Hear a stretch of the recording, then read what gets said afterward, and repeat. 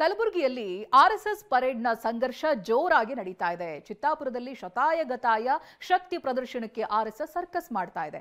ಮೊನ್ನೆ ಸಚಿವ ಪ್ರಿಯಾಂಕ್ ಖರ್ಗೆ ಆರ್ಎಸ್ಎಸ್ ಪಥಸಂಚಲನಕ್ಕೆ ಅಡ್ಡಗಾಲು ಹಾಕಿದ್ರು. ಇದೀಗ ದಲಿತ ಸಂಘಟನೆಗಳು ಕೌಂಟರ್ ಕೊಡೋದಕ್ಕೆ ಮುಂದಾಗಿವೆ. ಈ ನಡುವೆ ಕೈಕಮಲ ನಾಯಕರ ಟಾಕ್ ಫೈಟ್ ಕೂಡ ಮುಂದುವರೆದಿದೆ.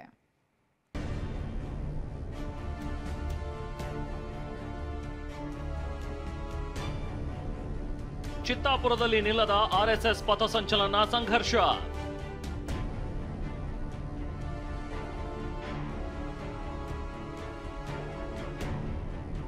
ಆರ್ಎಸ್ಎಸ್ ಪಥಸಂಚಲನಕ್ಕೆ ಕೌಂಟರ್, ಭೀಮಸೇನೆ ಸಮರ.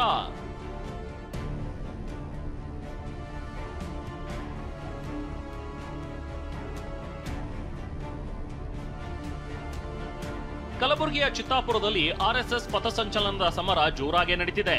ನವೆಂಬರ್ 2ರಂದು ಆರ್ಎಸ್ಎಸ್ ಪಥಸಂಚಲನಕ್ಕೆ ಅನುಮತಿ ನೀಡುವಂತೆ ಕೋರಿ ಖುದ್ದು ಕಲಬುರಗಿ ಜಿಲ್ಲಾಧಿಕಾರಿಗೆ ಆರ್ಎಸ್ಎಸ್ 2ನೇ ಬಾರಿ ಅರ್ಜಿ ಸಲ್ಲಿಕೆ ಮಾಡಿದೆ. ಭಾನುವಾರ ಇಮೇಲ್ ಮೂಲಕ ಅರ್ಜಿ ಸಲ್ಲಿಸಿದ ಸಂಘದ ಕಾರ್ಯಕರ್ತರು ಇವತ್ತು ಖುದ್ದು ಡಿಸಿ ಕಚೇರಿಗೆ ಭೇಟಿ ನೀಡಿ ಪಥಸಂಚಲನಕ್ಕೆ ಅನುಮತಿ ಕೋರಿ ಅರ್ಜಿ ಸಲ್ಲಿಕೆ ಮಾಡಿದ್ದಾರೆ. ಸಚಿವ ಪ್ರಿಯಾಂಕ್ ಖರ್ಗೆ ಸ್ವಕ್ಷೇತ್ರ ಚಿತ್ತಾಪುರದಲ್ಲಿ ಆರ್ಎಸ್ಎಸ್ ಭಾನುವಾರ ಬೃಹತ್ ಪಥಸಂಚಲನ ಮೂಲಕ ಶಕ್ತಿ ಪ್ರದರ್ಶನಕ್ಕೆ ಸಜ್ಜಾಗಿತ್ತು. ಆದರೆ ತಹಶೀಲ್ದಾರ್ ಆರ್ಎಸ್ಎಸ್ ಪಥಸಂಚಲನಕ್ಕೆ ಬ್ರೇಕ್ ಹಾಕಿದ್ರು.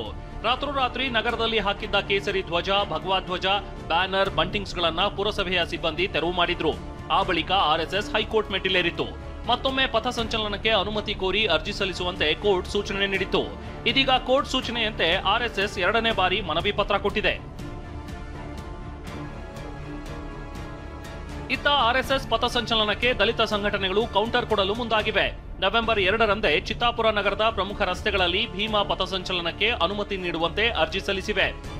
ನಾವು ಲಾಠಿ ಹಿಡಿದು ಜಾಥಾ ಮಾಡ್ತೀವಿ, ನಮಗೂ ಅವಕಾಶ ಕೊಡಿ ಅಂತ ಭೀಮ್ ಆರ್ಮಿ ಭಾರತ ಏಕ್ತಾ ಮಿಷನ್ ಆಡಳಿತಕ್ಕೆ ಮನವಿ ಮಾಡಿದೆ.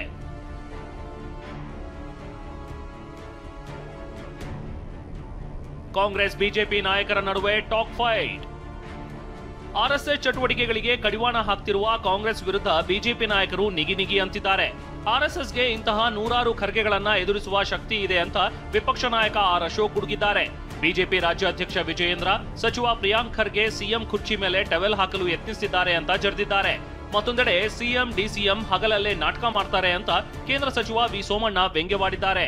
ನೋಡಿ, ಆರ್ಎಸ್ಎಸ್ಗೆ ಇಂಥ ನೂರಾರು ಖರ್ಗೆಗಳನ್ನ, ಇಂಥ ಸಾವಿರಾರು ಸಿದ್ದರಾಮಯ್ಯನ ಎದುರಿಸುವಂಥ ಶಕ್ತಿ ಆರ್ಎಸ್ಎಸ್ಗಿದೆ.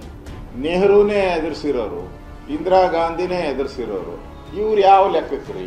ಅವರು ದೇಶದ ಪ್ರಧಾನಿ, ಅವ್ರನ್ನೇ ಎದುರಿಸಿರ್ಬೇಕಾದ್ರೆ ಇವ್ರು ಯಾವುದೋ ಒಂದು ರಾಜ್ಯದ ಮುಖ್ಯಮಂತ್ರಿ, ಔಟ್ ಗೋಯಿಂಗ್ ಮುಖ್ಯಮಂತ್ರಿ. ಪ್ರಿಯಾಂಕಾ ಖರ್ಗೆ ಅವ್ರಿಗೆ ಯಾಕೆ ಈ ದುರ್ಬುದ್ಧಿ ಬಂದಿದೋ ಗೊತ್ತಿಲ್ಲ.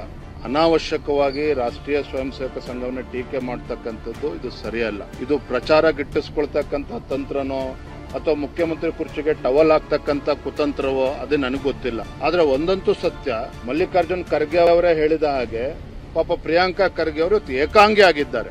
ಸಿದ್ದರಾಮಯ್ಯನವರು, ಡಿ.ಕೆ. ಶಿವಕುಮಾರ್ ಅವರು ಎಲ್ಲರೂ ಕೂಡ ಸಂಜೆ ನಾಟಕ ಆಡಿದ್ರೆ ಇವರು ಬೆಳಿಗ್ಗೆಯಿಂದನೇ ನಾಟಕ ಆಡೋಕ್ಕೆ ಶುರು ಮಾಡೋರೆ. ಖಜಾನೆ ಖಾಲಿ ಆಗಿದೆ. ಆರ್ಎಸ್ಎಸ್ಸು ರಾಷ್ಟ್ರೀಯ ಸ್ವಯಂ ಸೇವಕ ಸಂಘದ ಇತಿಹಾಸ ವಿಶ್ವದ ಭೂಪಟದಲ್ಲಿ ಭಾರತೀಯರ ಸಾರ್ವಭೌಮತೆಗೆ ಮತ್ತೊಂದು ಹೆಸರಾಗಿರ್ತಕ್ಕಂಥ ಒಂದು ದೊಡ್ಡ ಸಂಸ್ಥೆ. ಈ ಸಂಸ್ಥೆಯನ್ನು ತಮ್ಮಲ್ಲಿರ್ತಕ್ಕಂಥ ಕಿಚ್ಚನ್ನು ತಡ್ಕೊಳಕ್ಕಾಗ್ದಿರ ಇಂಥ ಕ್ಷುಲ್ಲಕವಾದ ಹೇಳಿಕೆಗಳನ್ನು ಕೊಡೋದ್ರ ಮುಖೇನ ಜನರ ಭಾವನೆಗಳನ್ನು ಬೇರೆ ಬೇರೆ ಕಡೆ ಸೆಳೆಯೋದಕ್ಕೆ ಇದೊಂದು ಹುನ್ನಾರ ಮಾಡಿದ್ದಾರೆ. ಈ ನಡುವೆ ಪ್ರಿಯಾಂಕ್ ಖರ್ಗೆ ಕುನ್ನಿ ಎಂದಿದ್ದ ಈಶ್ವರಪ್ಪಗೆ ಕಾಂಗ್ರೆಸ್ ಶಾಸಕ ಪ್ರದೀಪ್ ಈಶ್ವರ್ ತಿರುಗೇಟು ಕೊಟ್ಟಿದ್ದಾರೆ. ಆರ್ಎಸ್ಎಸ್ ಯಾರು ಮುಟ್ಟಿದಾರೋ ಅವರೆಲ್ಲರೂ ಕೂಡ ನಾಶ ಆಗೋಗಿದ್ದಾರೆ. ಯಾರು ಶ್ರೀಮತಿ ಇಂದಿರಾ ಗಾಂಧಿನೇ ತುರ್ತು ಪರಿಸ್ಥಿತಿ ತಂದು ಆರ್ಎಸ್ಎಸ್ ಬ್ಯಾನ್ ಮಾಡಿದಂಥ ಸಂದರ್ಭದಲ್ಲಿ ಅವರೇ ಸುಣ್ಣ ಆಗೋದ್ರು. ಈ ಪ್ರಿಯಾಂಕಾ ಖರ್ಗೆ ಕುನ್ನಿ, ಇವ್ರು ಯಾವ ಲೆಕ್ಕ ಇದು? ನಮ್ಮ ಈಶ್ವರಪ್ಪ ಸರ್ ಅದೇನೋ ಒಂದು ಪದ ಬಳಸಿದ್ರು ನಮ್ಮ ಪ್ರಿಯಾಂಕ್ ಸರ್ ಬಗ್ಗೆ. ಸರ್, ನೀವು ಹಿರಿಯರಿದ್ದೀರಾ ಸರ್, ನಾವು ಆ ಪದ ನಿಮ್ಮ ಬಗ್ಗೆ ನಾವು ಬಳಸಲ್ಲ ಸರ್. ಅದೇ ಪದದ ಅರ್ಥದಲ್ಲಿ ಬಿಜೆಪಿಯವರು ನಿಮ್ಮನ್ನು ಆಚೆ ಹಾಕಿತ್ತು. ಅದೇ ಪದದಲ್ಲಿ ಶಿವಮೊಗ್ಗದಲ್ಲಿ ಯಡಿಯೂರಪ್ಪನವ್ರ ಕುಟುಂಬ ನಿಮ್ಮನ್ನು ಆಚೆ ಹಾಕಿತ್ತು. ಈಗ ಆ ಪದ ಯಾರಿಗೆ ಅಪ್ಲೈ ಆಗುತ್ತೆ ಯೋಚನೆ ಮಾಡಿ ಸರ್. ನೀವು ದೊಡ್ಡವರು ಇದ್ದೀರಾ ಸರ್, ಆ ಪದ ನಾನು ಬಳಸಕ್ಕೆ ರೆಡಿ ಇಲ್ಲ. ಅದೇನೇ ಇರಲಿ, ಸದ್ಯಕ್ಕಂತೂ ಆರ್ಎಸ್ಎಸ್ ವರ್ಸಸ್ ದಲಿತ ಸಂಘಟನೆಗಳು ಪಥಸಂಚಲನಕ್ಕೆ ಜಿದ್ದಿಗೆ ಬಿದ್ದಿವೆ. ಆದರೆ ಅನುಮತಿ ಕೊಡೋದು ಬಿಡೋದು ಅಂತಿಮವಾಗಿ ಸರ್ಕಾರದ ಕೈಯಲ್ಲಿದೆ. Bureau report, TV9.